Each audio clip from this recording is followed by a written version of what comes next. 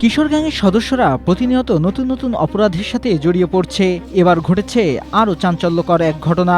Jail খাটতে কেমন লাগে, খুন করলে জেলে যাওয়া যাবে, সেই কৌতূহল থেকে 11 বছরের শিশু হোসাইনকে নির্মমভাবে হত্যা করেছে বন্ধুরা। আদালতে এক কিশোরের 164 ধারায় দেওয়া জবানবন্দিতে এমনই অবিশ্বাস্য ভয়াবহ চিত্র ফুটে উঠেছে। এ হত্যাকাণ্ডে গেল 48 ঘণ্টায় ঘটনার সাথে জড়িত 6 কিশোর অপরাধীকে গ্রেপ্তার করেছে আইনশৃঙ্খলা বাহিনী। পুলিশের জিজ্ঞাসাবাদ ও তদন্তে জানা যায়, পূর্ব পরিকল্পনা অনুযায়ী পরিত্যক্ত এক বাড়িতে আগেই ছুরি চাকু রেখে আসে তারা। পরে পাশ দিয়ে হেঁটে যাওয়া হুসাইনকে টার্গেট করে গাঁজা সেবনের প্রলোভন দেখিয়ে নির্ধারিত স্থানে নিয়ে যাওয়া হয়। সেখানে আগে থেকে উপস্থিত ছিল তাদের আরও 3 বন্ধু।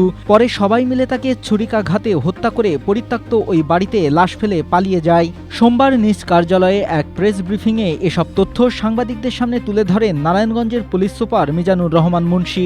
ঘটনা 3-4 দিন চলে যায়, তো তখন ইউনুস নামে এক ছেলেটা, যে বকাটে ছেলেটা, সে মোবাইলে কথা বলছিল যে 3 দিন হলো একটা ছেলেকে মেরে ফেললাম। এই কথাটাই পাশ থেকে কয়েকজন ছেলে বস্তিতে শুনতেছিল। তখন তাকে আটকে ফেলার পরে পুলিশকে খবর দেয়।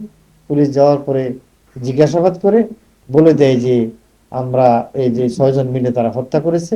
বরিশাল থেকে 2 জনকে ধরে এবং বাকিদেরকে তাদের কথা মতে অন্যান্য জায়গা থেকে গ্রেফতার করে, এবং তারা সকলেই এই ঘটনার সাথে তাদের সম্পৃক্ততা আছে বলে তারা স্বীকার করে। 24 এপ্রিল ফতুল্লার রেল স্টেশন সংলগ্ন একটি পরিত্যক্ত বাড়ি থেকে অজ্ঞাত এক শিশুর মরদেহ উদ্ধার করে পুলিশ। পরে নিহতের স্বজনরাই এলে মরদেহ শনাক্ত করে।